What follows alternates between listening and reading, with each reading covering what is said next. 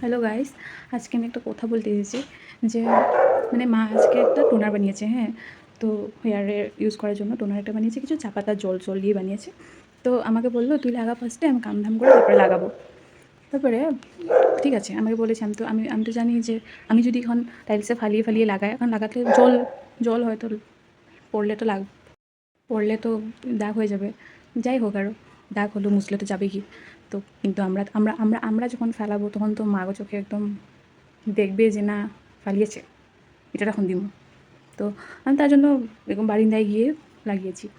তারপরে আমি যখন ঝাড়ু দিতে আসলাম, তারপরে দেখলাম পড়ে আছে ওখানে। তার মাকে বললাম তুমি তো ওখানে লাগিয়েছো, ওখানে ফেলিয়ে রেখেছো। বললে না,